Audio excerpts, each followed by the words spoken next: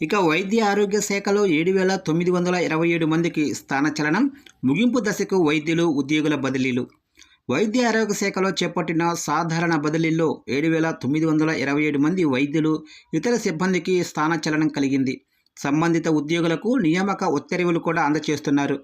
బదిలీ అయిన వారు ఈ నెల 23లోగా విధుల్లో చేరాల్సి ఉంటుంది. గత నెల 31న చేపట్టిన బదిలీల ప్రక్రియ ముగిసిందని వైద్య ఆరోగ్య శాఖ మంత్రి సత్యకుమార్ యాదవ్ కార్యాలయం గురువారం వెల్లడించింది. ఇక వైద్య ఆరోగ్య శాఖ పరిధిలో పనిచేసే 9,000కు పైగా ఏఎన్ఎం గ్రేడ్ 3ల బదిలీలను గ్రామ సచివాలయ శాఖ చేపట్టాల్సి ఉంది. సాధారణ బదిలీల ప్రక్రియ ముగింపు దశకు చేరటంతో 3 ఏళ్ల సర్వీసు పూర్తి చేసుకున్న పాలనా సిబ్బంది ఎంతమంది బదిలీ అయ్యారు, 5 ఏళ్లు దాటినా ఇంకా ఎంతమంది ఒకే చోట కొనసాగుతున్నారనే అంశాలపై వివరాలు ఇవ్వాలని మంత్రి సత్యకుమార్ యాదవ్ విభాగాధిపతులను ఆదేశించారు. ఇక సీనియర్ డిప్యూటీ డైరెక్టర్ల బదిలీ.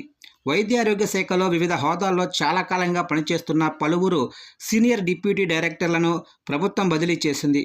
జాతీయ ఆరోగ్య మిషన్ ముఖ్య పరిపాలనాధికారి ఎం గణపతిరావును AP state AIDS control society ప్రధాన కార్యాలయానికి బదిలీ చేసింది. ఆ స్థానంలో నేషనల్ హెల్త్ మిషన్లో డయాలసిస్ విభాగానికి రాష్ట్ర నోడల్ అధికారిగా ఉన్న డి ప్రకాశరావును నియమిస్తున్నట్లు తెలిపింది. ఇక డైరెక్టర్ ఆఫ్ పబ్లిక్ హెల్త్లో డీడీగా పనిచేస్తున్న వివి శేషరెడ్డిని national urban health mission state nodal అధికారిగా నియమించారు. ఆ స్థానంలో ఒంగోలు సర్వజన ఆసుపత్రిలో పనిచేసే అధికారి ఎం మంజులాను నియమించారు. ఇక డైరెక్టర్ ఆఫ్ మెడికల్ ఎడ్యుకేషన్ కార్యాలయంలో పనిచేసే ఉప సంచాలకులు కె అప్పలరావును బదిలీ చేసి ఎన్హెచ్ఎంలో పనిచేస్తున్న డాక్టర్ ఎం విజయలక్ష్మికి ఆ స్థానంలో పోస్టింగ్ ఇచ్చినట్లు తెలిసింది.